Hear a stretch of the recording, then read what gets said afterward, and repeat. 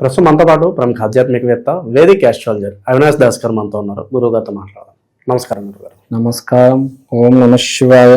ఓం నమో వెంకటేశాయ. గురుగారు, మే నెల విశేషంగా మిథున రాశి వాళ్ళకి ఈ నెల ఎలా ఉండబోతుంది, ఎలాంటి అదృష్టం వరించబోతుంది ఈ మాసం? ఎలాంటి అదృష్టం వరించబోతుంది అంటే చంద్ర అదృష్టం. చంద్రుడు అదృష్టాన్ని వెలకిస్తున్నాడు. చంద్రుడు అంటే emotions, water, travelling, mother, speculation, awareness, media. So బేసిక్గా వీళ్ళకి ఏంటంటే వాటర్తో వ్యాపారం చేసే వాళ్ళకి మంచి టైం. సింపుల్, సమ్మర్ సీజన్ నడుస్తుంది, ఇక్కడే కనిపిస్తుంది.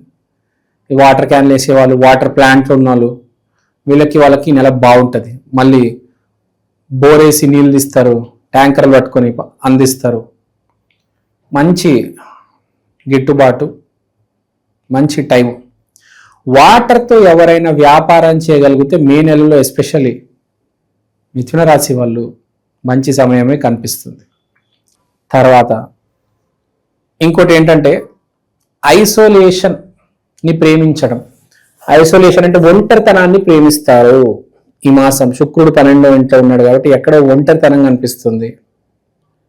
చీకటి గదుల్లో, గుడిలో, దేవుడి ముందు, లేకపోతే ఏకాంతంగా ఎవరికి కనబడకుండా గర్ల్ ఫ్రెండ్తో ఫోన్లో మాట్లాడడం. సో ఇలాంటి శుక్రుడు 12వ ఇంట్లో ఉంటే సబ్ కాన్షియస్ మైండ్లో 12వ అంటే మనకు సబ్ కాన్షియస్ మైండ్ వస్తుంది. సబ్ కాన్షియస్ లెవెల్లో మనిషి హ్యాపీగా ఉండాలంటే ఎవరితోనైనా చాలా క్లోజ్గా మాట్లాడాలి, లేకపోతే గుడిలో ఆ దేవుడితో కనెక్షన్ అవ్వాలి. సో లేకపోతే విపరీతంగా చదవాలి. అంటే ఇవన్నీ ఏకాంతాల్లో జరుగుతున్నాయి చూడండి. సో ఇలాంటి యాక్టివిటీస్ బాగా ప్రమోట్ అవుతాయి. సో దాంతో విపరీతమైన సబ్ కాన్షియస్ మైండ్ హ్యాపీగా ఉంటుంది. మన లోపల ఇద్దరు ఉంటారు, ఒకడు మాట్లాడేవాడు, ఒకడు వినేవాడు. మనం ఒక్కడమే అనుకుంటాం కానీ ఇద్దరు ఉంటారు లోపల. సబ్ కాన్షియస్ మైండ్ మాట్లాడుతూ ఉంటుంది, మనం చెవులతో వింటూ ఉంటాం. ఈ ఇద్దరి మధ్య ఘర్షణే మన జీవితం. మనిషి 7 గంటల అవ్వగానే రోజు రాత్రి డ్రింక్స్ ఎందుకు తాగుతాడు? ఇదే కారణం. ఈ యుద్ధాన్ని భరించలేక వీడు మాట్లాడడము, నోటుకు వచ్చింది మాట్లాడడము, వీడి చెవు నుంచి రక్తం కారడం. అరే నువ్వు రెంట్ కట్టాలి, అరే భార్య మాట వినట్లేదు, అరే పిల్లలు సరిగ్గా తినట్లేదు, ఏదో ఒక టెన్షన్ ఉంటుంది. అది వీడు గుర్తు చేస్తూ ఉంటాడు. వీడేమో వినలేక చచ్చిపోతూ ఉంటాడు. ఘర్షణ, మానసిక ఘర్షణ, ఆందోళన.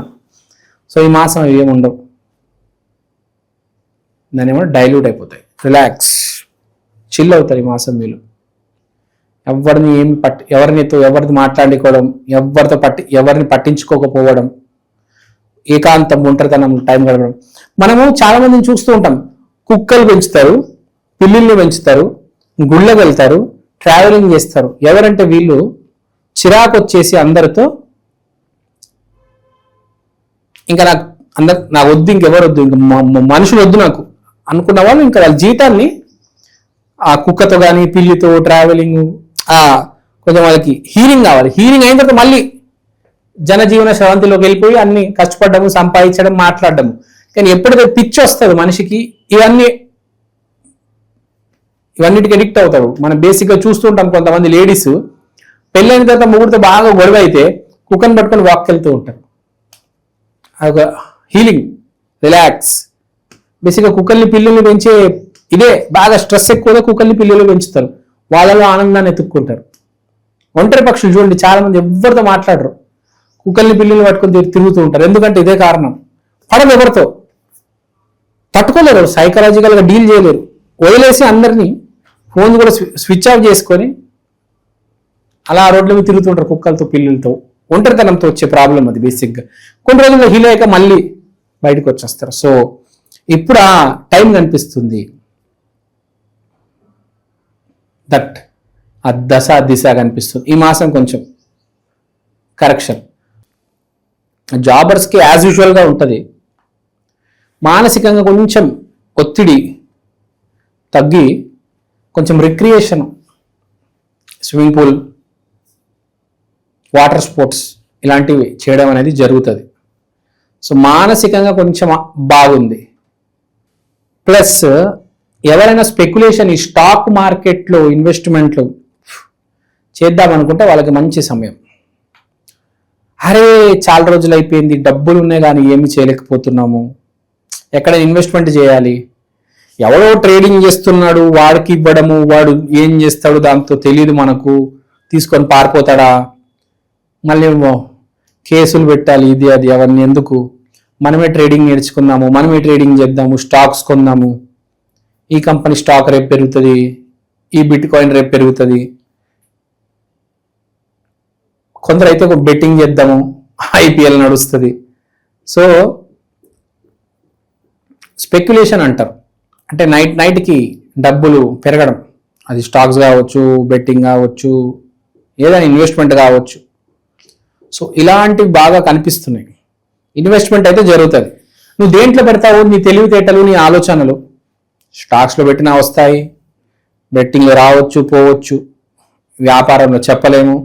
So anything can happen. So ఇలాంటి సూచనలు బాగా కనిపిస్తున్నాయి. మెయిన్గా జాబ్ చేసే వాళ్ళకంటే ఈ వ్యాపారం చేసే వాళ్ళది బాగా ఫ్లక్చుయేషన్ కనిపిస్తుంది. తర్వాత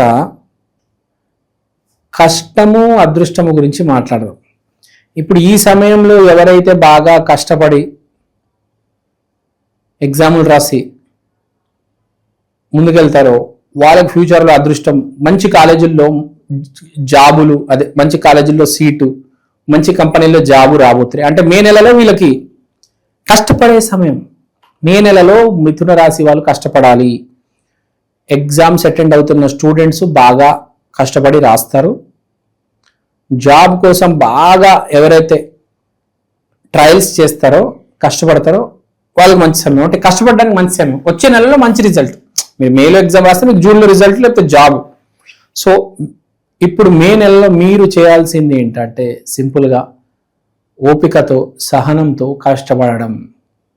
రోజుకి కొన్ని గంటలు కష్టపడడం, అది 5, 6, 18 మీ ఇష్టం.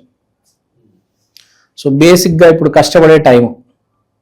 జాబ్ చేస్తున్న వాళ్ళు కూడా బాగా కష్టపడాలి, ఫ్యూచర్లో మీకు ప్రమోషన్ ఉంది. మనము ఇప్పుడు వ్యాపారం గురించి కూడా చెప్పాము. ఏం చెప్పి వ్యాపారం చేసే వాళ్ళు కూడా ఇప్పుడు మంచి టైం వాళ్ళకి. వీళ్ళు కూడా ఇప్పుడు ఇన్వెస్ట్మెంట్ చేస్తే రేపు కలిసి వస్తాయి కదా. ఇప్పుడు బంగారం కొంటే రేపు రేటు పెరగడం. సో ఇవన్నీ జరుగుతాయి. తర్వాత 10వ ఇంట్లో కుజుడు, 11వ ఇంట్లో సూర్యుడు. So success is in the future. డబ్బు కావచ్చు, మానసికంగా కావచ్చు, ఆరోగ్యం కూడా. సో మే నెల ఒక సంఘర్షణ, ఒక ఐసోలేషన్, ఒక ప్లానింగ్, ఒక పెట్టుబడి, ఎగ్జామ్ రాయడం కావచ్చు, పెట్టుకోవడం కావచ్చు. ఫ్యూచర్లో మనకు ఈ విద్యార్థులకు కూడా బాగానే ఉంటుంది. విద్యార్థులకు కూడా చాలా బాగుంటుంది. ఎందుకంటే వాళ్ళు కూడా సేమ్ ఇప్పుడు స్ట్రగ్లింగ్, బాగా కింద మీద పడే ఎగ్జామ్ రాస్తారు. వాళ్ళకి కూడా అంత ఈజీగా ఉండదు పేపర్, చాలా కష్టంగా ఉంటుంది. వాడు చదువుకునే క్వశ్చన్ రాకపోవచ్చు, కానీ వాడు దాన్ని ఫేస్ చేస్తాడు, వాడు రాస్తాడు. వాళ్ళు అన్ని క్వశ్చన్స్ చదివేశాడు, అది ఒక్కటి చదవలేదు, కానీ రాస్తాడు దాన్ని. వాడికి నాలెడ్జ్ ఉంది, తెలుసు. సో ఇక్కడ పాయింట్ ఏంటంటే స్టూడెంట్స్ కావచ్చు, వ్యాపారవేత్తలు కావచ్చు, లవర్స్ కావచ్చు, జీవితంలో హర్ట్ అయిపోయిన వాళ్ళు కావచ్చు, ప్రేమలో ఉన్నవాళ్ళు, ఈఎంఐ కట్టాల్సిన వాళ్ళు, ఎవరైనా కానీ ఈ మాసం చర్ర హీలింగ్ జరుగుతుంది. ఫ్యూచర్ రాబోయే జూన్, జూలై, ఆగస్ట్ చాలా బాగుంటుంది. ఆగస్టు నెలలో వీళ్ళు చింపేస్తారు. ఆగస్టు నెలలో అన్ని సర్దుకుపోతాయి. వీళ్ళ జాబ్ వీళ్ళకి వచ్చేస్తుంది, వీళ్ళ కాలేజ్లో సీట్ వీళ్ళకి వచ్చేస్తుంది, ఈఎంఐలు అన్ని సెటిల్ అయిపోతాయి, ఆ ఆందోళన అన్ని పోతాయి, ఆ కుక్కల్ని ఆ పిల్లులు అన్ని పోతాయి, జనజీవన స్రవంతులు వచ్చేస్తారు, కలిసిపోతారు. సో ఇదంతా కొంచెం స్ట్రగ్లింగ్ అనమాట. మే నెల మార్పు చేర్పులు వచ్చే మాసం మే నెల వీళ్ళకి. సో చిన్న రెమెడీ చేసుకోవాలి వీళ్ళు. మిథున రాశి అంటే వెంకటేశ్వర స్వామి, బాలాజీ టీటీడీ. సో పొద్దున లేచి విష్ణు సహస్రనామం వినాలి. పొద్దున లేచి మొదటగా చూసే వీడియో ఇన్స్టాగ్రామ్లో రీల్స్ కాదు, యూట్యూబ్లో విష్ణు సహస్రనామం వినాలి మీరు మే నెలలో. విష్ణు సహస్రనామం వెరీ పవర్ఫుల్, చాలా హెల్ప్ అవుతుంది. చాలా మందికి తెలియదు. విష్ణు సహస్రనామం డైలీ వినాలి. వింటే చాలా మంచిది. కుదిరితే మీ దగ్గరలో ఉన్న వెంకటేశ్వర స్వామి ఆలయంకి వెళ్ళండి, టీటీడీ టెంపుల్కి వెళ్ళండి, వెళ్ళి రావాలి. గుడికి కంపల్సరీ వెళ్ళాలి. బయటంతా మనకు కనిపించేది వెలుతురు, కానీ సూర్యుడు ఎక్కడ ఉంటాడు? ఆకాశంలో ఉంటాడు. అలానే దేవుడు కూడా ప్రతి చోట దేవుడు ప్రతిబింబం ఉంటుంది, కానీ దేవుడు ఉండేది గుడిలో. మనకు భూమి మీద దేవుడు ఉండేది గుడిలో. ప్రతి చోట దేవుడు ఉన్నాడు, కానీ దేవుడు కాదు, దేవుడు పంపించిన వెలుతురు. దేవుడు ఉండేది ఎక్కడ? గుడిలో. గుర్తుపెట్టుకోండి. అక్కడి నుంచి మీకు మొత్తం ప్రతి చోట దేవుడు ఉన్నాడు, కానీ దేవుడు కాదు, ప్రతిబింబం, లైట్. దేవుడు ఉన్నది ఎక్కడ? గుడిలో. The projector, the generator, the operator అన్ని గుడిలో. మనకి 1,00,000 వోల్ట్ల పవర్, ఆ కరెంటు అక్కడ గుడిలో. ఇప్పుడు కరెంటు కూడా ఎక్కడ ఉంటుంది? మనకు స్టేషన్లో ఉంటుంది కదా. ఇంట్లో వచ్చేది మామూలు కరెంటే, కానీ ఒరిజినల్ ఎక్కడ? స్టేషన్లోనే కదా. అక్కడే కదా ట్రాన్స్ఫార్మర్లు, జనరేటర్లు, క్రియేషను అక్కడే కదా. ఆ బొగ్గుతో తయారు చేసేది అంతా. సో అది పవర్ స్టేషన్కి వెళ్ళాలి. పవర్ స్టేషన్ ఎక్కడుంది? గుడిలో. సో మీరు కంపల్సరీ గుడికి వెళ్ళాలి. గుర్తుపెట్టుకోండి. మిథున రాశి వెళ్తే మంచిది మీకు. అది ఓవరాల్గా ఈ రాశి వాళ్ళకి ఈ నెల ఏ విధంగా ఉండబోతుందో మంచి విశ్లేషణ అందించారు సార్. ధన్యవాదాలు.